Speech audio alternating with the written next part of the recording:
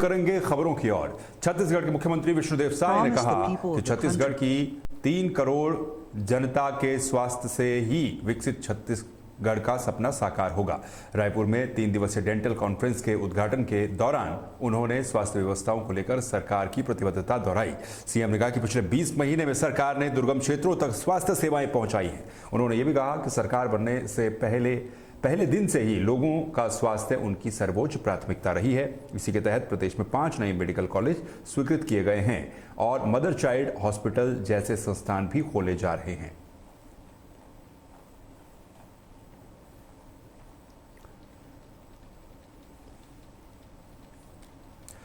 मध्य प्रदेश के CM doctor Mohan Yadav ने शुक्रवार को मंदसौर में गांधी सागर फॉरेस्ट रिट्रीट के 4थे संस्करण का शुभारंभ किया और मध्य प्रदेश पर्यटन विकास निगम के द्वारा विकसित टेंट सिटी का भी लोकार्पण किया। सीएम यादव ने कहा कि गांधी सागर अब सिर्फ गिद्धों और चीतों के लिए ही नहीं बल्कि वाटर स्पोर्ट्स के लिए भी एक नई पहचान बनाएगा। वहीं सीएम ने कहा कि गांधी सागर बांध का प्राकृतिक सौंदर्य स्विट्जरलैंड जैसा है और चंबल नदी का ये इलाका जल एवं वन्यजीव पर्यटन का एक बड़ा केंद्र बन रहा है।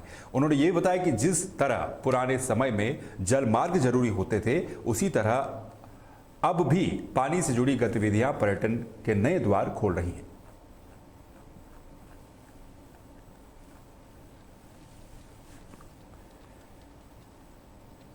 छत्तीसगढ़ के महासमुंद जिले में स्थित किशनपुर ग्राम पंचायत के ग्रामीण पंचायत सचिव को हटाने की मांग को लेकर सड़कों पर उतर आए हैं। कलेक्टर को कई बार ज्ञापन सौंपने के बावजूद भी कोई कार्रवाई नहीं हुई, जिससे आक्रोशित ग्रामीणों ने अनिश्चितकालीन धरना प्रदर्शन शुरू कर दिया है। ग्रामीणों का आरोप है कि पंचायत सचिव पिछले 6 साल से पंचायत में अस्थायी रूप से तैनात है, लेकिन सचिव ज्यादातर अपने कार्यालय में नहीं रहते हैं, जिस कारण ग्रामीणों की समस्याओं का समाधान नहीं हो पाता है और शासन की योजनाओं का लाभ भी जो प्रभावित लोग हैं उन तक नहीं पहुंच पाता है। ग्रामीणों ने प्रशासन को चेतावनी देते हुए कहा है कि जब तक उनकी मांगें पूरी नहीं की जाती तब तक उनका धरना जारी रहेगा और जरूरत पड़ने पर वो चक्का जाम भी करेंगे। अधिकारी महोदय जितने भी हैं उनसे शासन प्रशासन से निवेदन करूंगा कि एक बार हमारे किशनपुर में आकर के देखें कि कितना विकास हुआ है। हमसे तो आवेदन दिए हैं, लेकिन एक बार जरूर जो है आकर के देखें शासन प्रशासन, कहाँ लाइट है, कहाँ नल है, कितनी हमारे गाँव में साफ सफाई है, कितनी जो है विकास कार्य हुआ है और विकास कार्यों के नाम पे जो करोड़ों रुपया यहाँ पे आहरण हो चुका है उसका जो है मैं अति शीघ्र जांच का मांग करता हूँ और जो दोषी हैं, जो भी अधिकारी दोषी हैं, उनको सब कड़ी से कड़ी सजा दी जाए। अधिकारियों को ये ऊपर लेवल में बैठे जो अधिकारी बैठे हुए हैं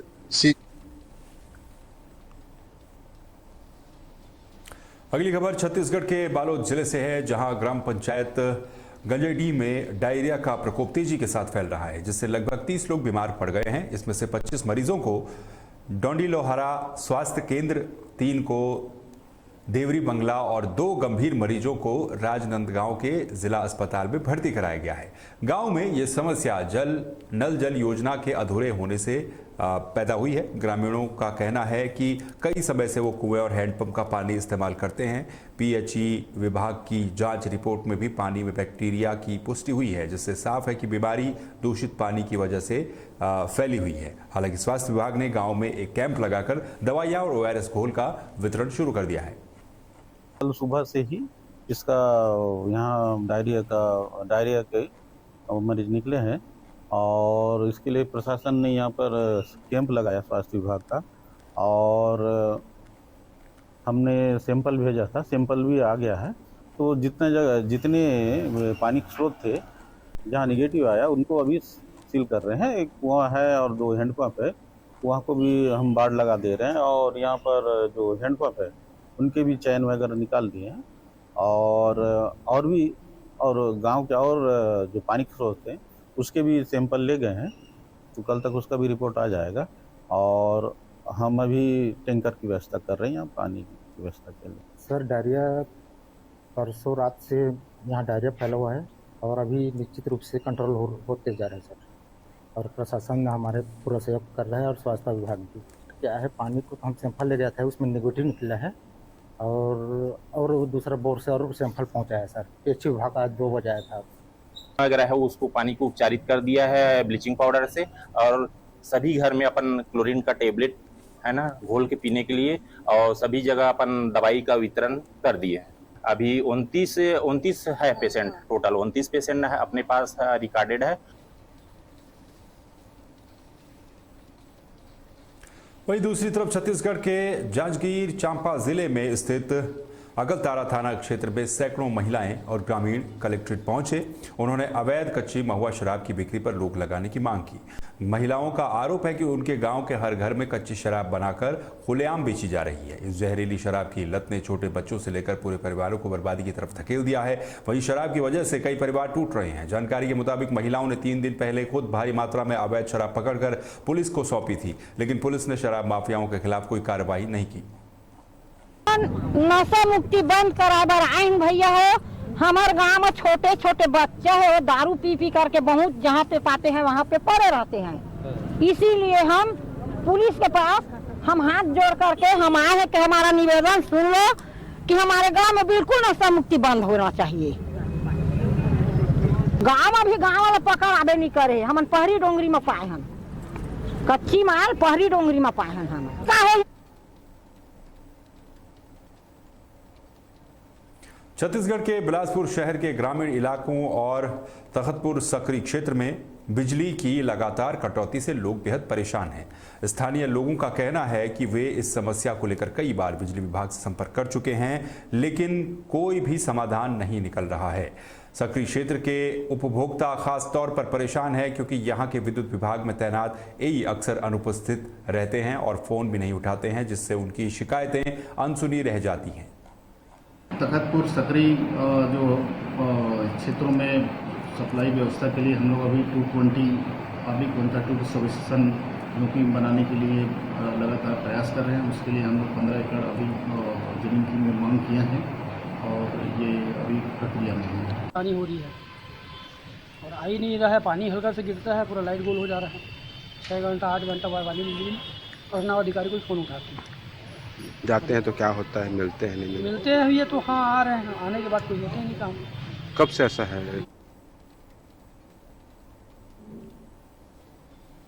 उज्जैन पुलिस ने नकली नोट छापने और उन्हें बाजार में चलाने वाले एक बड़े गिरोह का पर्दाफाश किया है। पुलिस ने इस मामले में 5 आरोपियों को गिरफ्तार किया है और उनके पास से 5 लाख रुपए के नकली नोट के साथ साथ नोट छापने में इस्तेमाल होने वाले उपकरण भी जब्त किए हैं। पुलिस अधीक्षक प्रदीप शर्मा ने प्रेस वार्ता में बताया कि इस गिरोह का खुलासा तब हुआ जब एक इलेक्ट्रॉनिक दुकान के मालिक हीरालाल ने शिकायत दर्ज कराई। हीरालाल ने बताया कि एक ग्राहक जिसका नाम दुर्गेश डाबी था, उसकी दुकान से वॉशिंग मशीन और मोबाइल खरीदने आया और उसने 23,000 रुपए का भुगतान किया, जिसमें 100 और 200 रुपए के नोट नकली थे। शेखर यादव, प्रहलाद पिता कचरू और कमलेश लोधी, ये सभी उज्जैन के रहने वाले हैं। इनके पास से करीब 5 लाख रुपए के नकली नोट बरामद किए गए हैं। ये इसमें जो 2 मुख्य आरोपी प्रहलाद और कमलेश हैं, ये पूर्व में एनडीपीएस के अपराधों में बंद रहे हैं और 10-10 साल इनको माननीय न्यायालय से सजा हुई है। और ये उसी दौरान एक आरोपी सुनील पाटिल, जो मूलतः बुरहानपुर और देवास का रहने वाला है, इसके संपर्क में आए। इसके विरुद्ध करीब 9 मामले हैं नकली नोट छापने के 2006 से लेके अभी तक। इस पे भी माननीय न्यायालय से 10 वर्ष की सजा हुई है। जब जब जमानत पे बाहर आए, इस दौरान ये आपस में संपर्क में आए और उन्होंने इस तरह से नोट छापे हैं और ये 30% के भाव से, यानी 30,000 रुपये में 1 लाख रुपए के नकली नोट उपलब्ध कराते हैं और उसको बाजार में चलाते हैं। अभी इनसे करीब 5 लाख रुपए के नोट हम लोगों ने ऑलरेडी बरामद किए हैं, परंतु हमारी जो प्रारंभिक जानकारी है उस हिसाब से सुनील पाटिल ने करीब 18 लाख रुपए के नोट छापे थे। सुनील पाटिल ऑलरेडी जेल निरुद्ध है, वो भी सजायाब है, तो अभी माननीय न्यायालय से अनुमति लेकर उसका रिमांड ली जाएगी।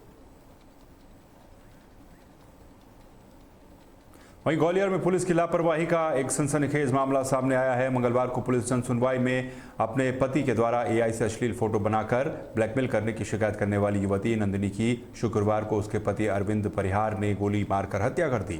घटना के बाद पुलिस ने आरोपी को कड़ी मशक्कत के बाद हिरासत में लिया। इस घटना ने पुलिस की कार्यप्रणाली पर भी गंभीर सवाल खड़े कर दिए हैं, क्योंकि समय रहते पुलिस के द्वारा इस मामले पर कोई कार्रवाई नहीं हुई, जिसका नतीजा ये रहा कि युवती की मौत हो गई।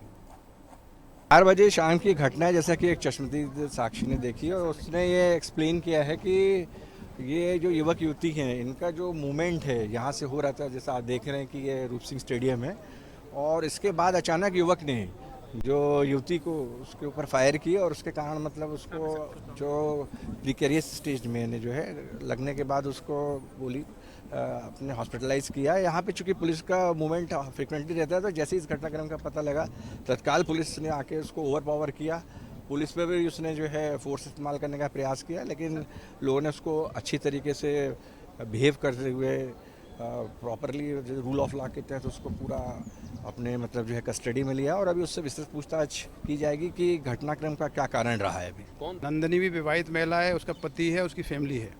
ये भी जानकारी में आया था कि नंदिनी और इसने आपस में आर्य समाज मंदिर में शादी कर ली है, बिना अपने पति पत्नी को डाइवोर्स दिए हुए शादी कर ली है। लिव इन में रहते हुए 2024 के स्टार्टिंग में एक रिपोर्ट हुई थी जिसमें आरोप लगाया गया था कि अरविंद ने नंदिनी को कुचलने का प्रयास किया है। उसमें पुलिस ने बहुत प्रभावी कार्रवाई की थी, अटेम्प्ट टू मर्डर का केस कायम किया था और केस कायम करके इसको अरेस्ट करके जेल भेजा गया था। बाद में नंदिनी ने अपना स्टैंड चेंज किया और न्यायालय में ये बताया है कि ये उसने एफआईआर दबाव में की है, अरविंद ऐसा करना नहीं चाहता था। तो उसके आधार पर न्यायालय ने जमानत दी, मतलब नंदिनी ने ही। छत्तीसगढ़ के शक्ति जिले में प्रशासन ने गुरुश्री मिनरल्स के डोलोमाइट क्रेशर और भंडारण स्थल पर बड़ी कार्रवाई की है। शासकीय जमीन पर अवैध भंडारण की शिकायत मिलने के बाद खनिज विभाग और प्रशासन की संयुक्त टीम ने मौके पर पहुंचकर जांच की। जांच में शिकायत सही पाए जाने पर क्रेशर और भंडारण स्थल को सील कर दिया गया। इसके साथ ही वहां अवैध रूप से रखे गए डोलोमाइट को भी जब्त कर लिया गया। प्रशासन की इस कार्रवाई से अवैध खनन और भंडारण करने वालों में हड़कंप मचा हुआ है। बस्ती बाराद्वार में एक गुरुश्री मिनरल के नाम से भंडारण है, क्रेशर भंडारण। उसके खिलाफ 2-3 लोग का शिकायत आया था ग्राम पंचायत सीता पडरिया, डुमरपारा वगैरह से। तो उसके तहत हमने कलेक्टर महोदय के निर्देशानुसार से वहाँ पर भौतिक सत्यापन के लिए गए हुए थे, जिसमें राजस्व और खनिज विभाग का दोनों टीम शामिल था। तो उसमें स्वीकृत जो क्षेत्र है उसका 2 एकड़ 66 डिसमिल, उससे एक्सेस हो 1.5 एकड़ को जो सेम की निजी जमीन है उसमें कन्वेयर बेल्टों को बाहर करके रखा गया है, जिसमें भंडारण एक्सेस रखा है। दूसरा जो उसका जो फ्रंट एरिया है, सामने का वाला भाग है, उसमें जो है शासकीय ज़मीन है, वो शासकीय ज़मीन को भी उसने कब्जा करके अपना डंप यार्ड मशीनरी वगैरह को रखा गया है। उसके कारण से अनियमितता भंडारण के स्वीकृत क्षेत्र से बाहर अनियमितता पाए जाने के कारण से उसको सील किया गया है। उसमें हमें एक शिकायत प्राप्त हुई थी कि जो अधिकृत क्षेत्र था गुरुश्री मिनरल्स का, उसके बाहर जो है उसने भंडारण करके रखा हुआ था। तो उस पे जो है हमने बेसिकली एक मौका जांच दल बनाया और हमने जांच की। प्रारंभिक जांच में ये शिकायत सही पाई गई, तो इसके तहत जो है मिनरल एक्ट जो है, mines and minerals regulation act, उसके तहत हमने कार्रवाई की है। उसके तहत जो है दतिया जिले की भांडेर पुलिस ने नगर के रामगढ़ रोड पर पीएचई विभाग के एसडीओ की सरकारी गाड़ी से 18 पेटी अवैध शराब जब्त की है। जब्त की गई शराब की कीमत 67,500 रुपये बताई जा रही है। भांडेर एसडीओपी ने बताया, पुलिस को मुखबिर से सूचना मिली थी कि भांडेर के पीएचई विभाग के एसडीओ की बोलेरो गाड़ी में अवैध शराब ले जाई जा रही है। सूचना मिलते ही थाना प्रभारी कोमल परिहार ने एक टीम के साथ कार्रवाई शुरू की। फिलहाल पुलिस ने अज्ञात आरोपी के खिलाफ मुकदमा दर्ज कर लिया है और आगे की जांच की जा रही है।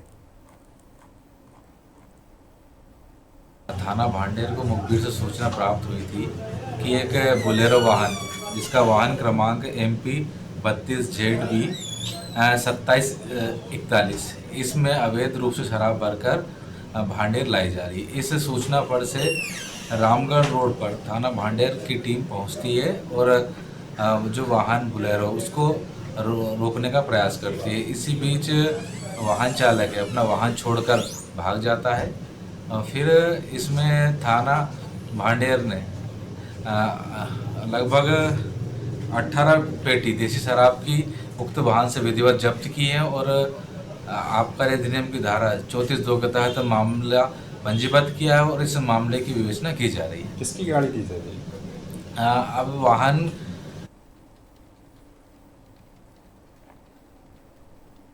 मध्य प्रदेश के ग्वालियर में ठगी का एक नया मामला सामने आया है। झांसी रोड थाना क्षेत्र में 2 बदमाशों ने खुद को एक डिटर्जेंट कंपनी का सेल्समैन बताकर एक बुजुर्ग दंपति से करीब 5 लाख रुपए के गहने चुरा लिए। बदमाशों ने बर्तन साफ करने का झांसा देकर पहले तांबे का लोटा और चांदी के बर्तन चमकाए, फिर सोने के गहने भी साफ करने के लिए मांगे और मौका मिलते ही फरार हो गए। पुलिस ने अज्ञात आरोपियों के खिलाफ मामला दर्ज कर लिया है और सीसीटीवी फुटेज की मदद से आरोपियों की तलाश की जा रही है। थाना झांसी रोड में एक धोखाधड़ी का एक मामला सामने आया है। इसमें चेतकपुरी में रहने वाले एक वृद्ध जो कि 70 वर्ष के हैं, उन्होंने शिकायत इसमें दर्ज कराई थी कि उनके घर में कोई उजाला कंपनी का प्रोडक्ट बेचने के लिए उस कंपनी के अधिकारी बनकर 2 लोग आए और उन्होंने बर्तन इत्यादि साफ़ करने के नाम पर वहाँ से लगभग 1,70,000 रुपये के गहने जो है उनसे ठगी करके ले गए हैं। तो इसमें पीड़ित की रिपोर्ट पर इसमें अपराध पंजीबद्ध कर लिया गया है। शीघ्र ही